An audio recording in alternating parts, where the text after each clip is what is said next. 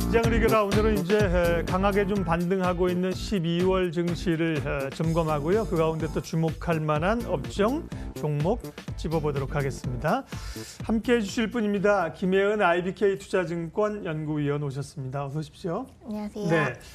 10월에 워낙 고생을 했고요. 11월에 조금 돌려놨지만 기대치에는 못 미쳤는데 12월은 이제 미중 무역 전쟁에 대한 우려감이 조금 가시면서 오르고 있습니다. 일단은 얼만큼 오를 것이냐의 얘기는 사실은 미중 간의 합의가 어느 정도 앞으로 이제 풀려갈 것이냐 이거와 또 궤를 같이 하고 있잖아요. 그렇죠. 예, 시장에 그 얘기와 함께 시장의 연속성은 얼마나 있을 걸로 보세요?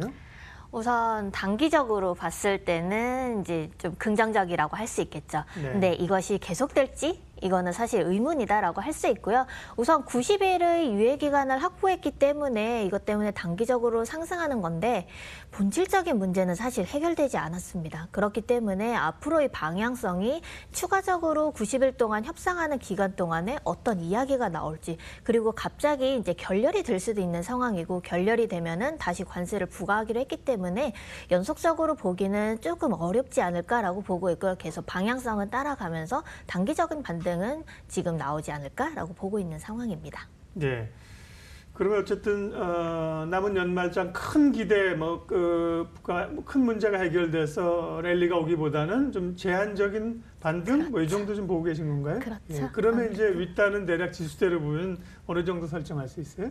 지금 한 2170 정도? 네. 네, 그 정도 보고 있는 상황이고요. 하단 같은 경우는 지금 한 2040 정도로 보고 있는 상황인데 이제 불확실성이 여전히 이제 확보될 수 있다라는 것 때문에 조금 더 하단을 열어둔 상황이고요. 네. 상단 같은 경우는 어제 이제 좀 강하게 반등을 하고 이후에 뭔가 추가적인 긍정적인 것들이 나와야 되는 상황인데 그런 상황은 지금 아니고 여전히 이번 주에 보면은 오펙 회의라던가 그리고 유로존 회의라던가 이런 것들이 있는 상황이라서 불확실성은 여전히 있다라고 볼 수 있습니다. 네.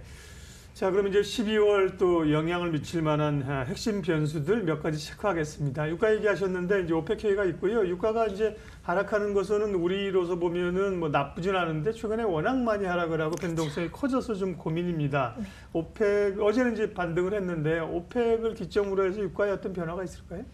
네, 이제 오펙에서 저희가 기대를 하는 네. 거는 여기서 이제 감산 합의가 나타날 것인가, 그리고 감산 합의량의 규모를 어느 정도 할 것인가라고 할 수 있는데 러시아가 사실 관건이었습니다. 근데 이제 G20 정상회담에서 사우디아라비아랑 러시아가 이제 감산 합의를 하기로 결정을 했고요. 이제 아직 규모 같은 경우는 결정을 하지 않았습니다. 아무래도 러시아와 사우디아라비아가 생산하는 원유량이 많기 때문에 두 국가의 입김이 이제 크게 작용할 수밖에 없는 상황이고요. 전반적으로 봤을 때는 공급 과잉 이슈가 계속 내년에도 이어질 거라고 보고 있어서 감산량이 최소한 이제 좀 수급 밸런스를 맞추려면은 일일 이제 100만 배럴 이상은 돼야 되는 상황이고요. 그거에 따라서 얼마가 결정될지 이거에 따라서 이제 아무래도 유가의 방향성은 좀 결정될 수 있을 거고요. 그 전까지 오펙 회의 전까지는 아무래도 기대감으로 인해서 단기적인 반등은 나올 거다라고 보고 있습니다. 예, 근데 뭐 워낙 뭐 미국의 트럼프 대통령이 지금 저유가를 선호하고 그리고 뭐 미국이 지금 석유를 엄청 뽑아내고 있지 않습니까? 네, 그렇죠. 사우디에 뭐 가시쿠지 면제부 주면서 이렇게 보면 강하게 좀 유가가 이제 튀어오르긴 조금 당분간 어려운 거 아닌가요? 네, 예. 그렇게 사실 보고 있습니다. 예. 그래서 오펙에서 감산 합의를 한다 하더라도 전체적인 방향성 자체는 유가의 하락 쪽으로 이제 무게를 두고 있는 상황이고 네. 오펙이나 그리고 IEA도 계속 이제 내년에는 공급 과잉 이슈가 나타날 거다라고 보고 있고요. 내년에 그리고 경기 둔화가 있기 때문에 수요 둔화도 나타나거든요. 그래서 큰 방향성 자체는 바뀌진 않을 거다라고 보고 있는 상황입니다. 네, 뭐 지금 차트를 보십니다만 워낙 뭐 급격하게 내려왔기 때문에요. 저 추세를 돌리기는 뭐 만만치는 않아 보입니다. 예. 유가가 뭐 지금 사실 한 $50 선에서 쫙 옆으로 횡보해주면 가장 좋은데 그렇죠. 네. 지금 뭐 유가 오르기를 바라는 것도 아니고 그렇죠. 더 떨어져도 문제고 그렇습니다. 예. 그리고 이제 12월에 또 주목해야 될 게 말씀하신 그 ECB가 있는데 ECB는 지금 양적 완화 종료 수순들을 계속 가고 있는 거잖아요. 네, 그렇죠. 올 연말에는 어떤 것들을 하게 되는지 또 FOMC도 있고 이번 FOMC는 뭐 이번 달까지는 금리를 올리겠죠? 네, 그렇겠죠. 아무래도 그래서 FOMC에서 이번에 금리를 인상하는 거는 사실 중요한 게 아니고요. 여기서 이제 점도표를 하향 조정할 건가, 그리고 경제 전망을 하향 조정할 건가, 이게 관건이라고 할 수 있습니다. 이제 파월 연준 의장이 28일에 좀 완화적인 기조를 표명을 하고, 거기다가 이제 전일 이제 또 이제 부의장 같은 경우도 이제 파월 의장에 대해서 지지하는 의견을 이제 표명을 했거든요. 그렇기 때문에 연준에서도 약간 완화적인 기조를 지금 계속 띄고 있는 상황이라서 12월 FOMC에서 조금 완화적인 기조를 점도표에 담아내지 않을까, 그런 기대가 있는 상황이고요. 그런 것들이 나타난다라고 하면은 아무래도 금리 인상에 대한 불확실성이 좀 줄어들게 되고, 그런 우려들도 완화되기 때문에 좀 긍정적이다라고 할 수 있고요. 그래서 하반월의 불확실성이 좀 완화되면서 하반월에 좀 이제 지수 상승을 이끌 수 있는 요인이 될 거고요. ECB 같은 경우는 올해 말에 양적 완화는 종료한다 했고요. 내년 하반기부터는 금리 인상을 할 수 있다라고 했는데 유로존 경기가 사실 좋지 않습니다. 그렇기 때문에 내년 하반기부터 금리를 올리기는 사실 어려울 거다라고 보고 있고요. 이번 회의에서 경기 둔화를 이제 반영을 하면서 기조를 이제 바꿀 것인지, 그거에 또 좀 주목을 할 필요가 있는 상황이고요. 12월에 핵심적인 변수들 몇 가지 점검해봤고요. 그러면 전략 세우도록 하겠습니다. 기대감은 좀 높아졌는데 이제 위로의 상승을 좀 제한적으로 2,200도 좀 못 가는 수준으로 조금 기대보다는 약하게 시장의 기대보다 약하게 말씀하셔서 좀 섭섭한 바도 있지만 그러면 크게 좀 움직이기가 어렵네요. 시장 대응 전략은요. 네, 그래서 이제 전반적으로 그래도 상승하는 흐름 자체는 나타나긴 하지만 상승이 좀 제한된다라는 거고요. 그래서 이제 변동성이 계속 이어질 수 있는 이벤트들이 있기 때문에 계속 지수가 상승할 거다라는 쪽에 베팅을 하는 것보다는 그래도 변동성이 나타날 수 있음을 이제 유의하는 전략이 필요하다라고 할 수 있겠고요. 전반적인 이제 업종 같은 경우는 그래서 조금 더 방어적인 입장에서 이제 지수 상승을 할 수 있다라고 보고 있기 때문에 통신이라던가 IT 하드웨어, 그리고 이제 미디어 엔터 쪽 관련 쪽으로 이제 좀 괜찮게 보고 있고요. 어차피 이제 찬바람이 불면은 배당에 대한 관심이 높고, 최근에 이제 아무래도 이제 변동성이 크기 때문에 배당주에 대한 관심이 계속 높거든요. 그래서 배당주 쪽으로도 괜찮지 않을까라고 보고 있는 상황입니다. 네. 그러니까 낙관적 상승보다는 이제 변동성을 이용한 대응 전략 말씀하셨고요. 배당주 말씀하신 길에 배당주는 그러면 이제 조금 오르는 경향도 또 있고요. 방어주가 이제 지금 또 어제 같은 경우는 조금 밀렸는데요. 배당주 전략 조금 더 구체적으로 얘기해 주실래요? 과거에 뭐 패턴이나 이런 걸 보면서요. 네.